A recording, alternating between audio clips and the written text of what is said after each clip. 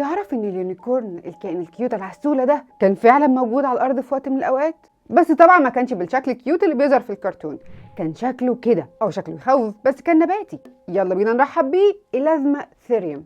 الازمثيريوم كان ضخم، كان طوله بيوصل ل 4 متر ووزنه بيوصل ل 3.5 طن. المفروض انه انقرض، او يقال انه انقرض من 350 ألف سنة فاتت. ولما اقولك ان هو انقرض من 350 ألف سنة، ده معناه ان هو لا حضر العصر الجليدي اللي فات ولا حضر وجود الانسان على الارض.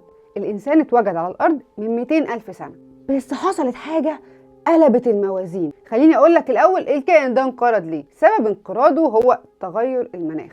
زي ما قلت لك ان هو كائن نباتي، تغير المناخ اثر على الاكل بتاعه، ما بقاش فيه اكل فما بقاش بياكل، فاعداده قلت فانقرض. ايه بقى اللي حصل؟ الكائن ده الموطن الاساسي بتاعه سيبيريا. اللي حصل بقى ان العلماء في رحله استكشافيه لقوا جمجمه للازمثيريوم، ولما عملوا الجمجمه دي كربون ديتنج، او يعني استخدموا نظائر الكربون المشع عشان يعرفوا الكائن ده مات امتى، الكائن ده طلع ميت من 39 ألف سنه. طب منين بتقولوا ان هو انقرض من 350 ألف سنه والجمجمه دي من 39 ألف سنه؟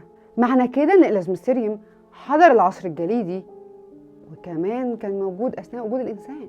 كل اللي بيحصل ده بيجي في دماغي شويه اسئله كده عن بقيه الكائنات المنقرضه. هل ممكن كائنات منقرضه تانية عاشت فتره اطول من اللي احنا عارفينها؟ يعني الكائنات دي قدرت ان هي تنجو من العصر الجليدي، التغير بتاع المناخ؟ ليه وصلوا لحد عندنا ومبقوش موجودين؟ طب ما ممكن يكون هاجر راح مكان تاني وقدر ان هو يعيش ويتاقلم، بس احنا لسه موصلنالهوش. اللي بيتقال ده يخليك تشك تقريبا في كل الكائنات المنقرضه. يعني لو انت اتفرجت على حلقه الميجالودون هتلاقي ان العلماء قالوا ان هو انقرض من 3 مليون سنه، وعندهم ما يثبت ان هو انقرض من 3 مليون سنه. لكن في رحله بحريه كشفت سنه ليه وعملوا لها كربون ديتنج، لقوا ان هو كان عايش لحد من 15 ألف سنه.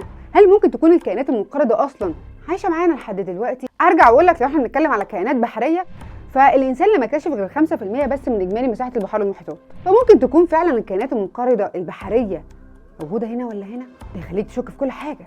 هل فعلا ممكن تكون الكائنات المنقرضه ما انقرضتش